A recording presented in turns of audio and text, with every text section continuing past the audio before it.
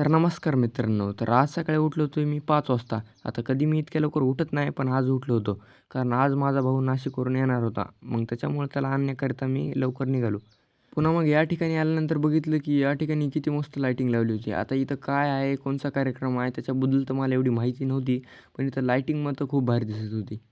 आणि मला वाटलं ही काही थोडीफारच लावली असेल, पण बघितलं की ही तर खूप लांबपर्यंतच लावलेली आहे.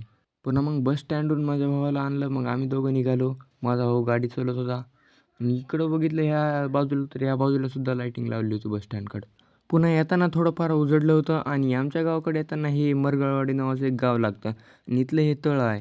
इथं एकदम स्थिर पाणी इथं बघू शकतात किती मस्त दिसत आहे. पुन्हा मग घरी येऊन अंघोळ केली आणि शेताकडे निघालो. आता शेताला काय काम होतं ते तर मला माहीत नाही. पण माझ्या हातामध्ये आज टोपलं दिलं होतं. मग काय काम आहे ते विचार करत मग शेताला पोहोचलो. आता शेताला गेल्यानंतर मग इथं भरायचं होतं शेणखत. मग इथं ट्रॅक्टरने टाकलं होतं शेणखत. मग मी टोपले भरून देऊ लागलो आणि त्या साईडकर पप्पा भरून ते शेतामध्ये टाकत होते. आणि तुम्ही या ठिकाणी एक नोटीस करू शकतात, की आपल्या शेताचा कलर आणि खताचा कलर हा तुम्हाला ओळखूसुद्धा येत नसेल. तो सारखाच आहे. कारण आपण जे आजकाल केमिकल्स वगैरे पेस्टिसाइड्स वापरत आहेत, त्याच्यामुळे आपली जी जमीन आहे ती वरचीवर जी आहे ती सुपीक होत चालली. आता त्याला आपण एकटं काय करू शकतात? मग आपल्या शेतातलं पूर्ण काम झालं तुम्ही बघू शकता सगळा जो खत आहे तो पांगवलेला आहे.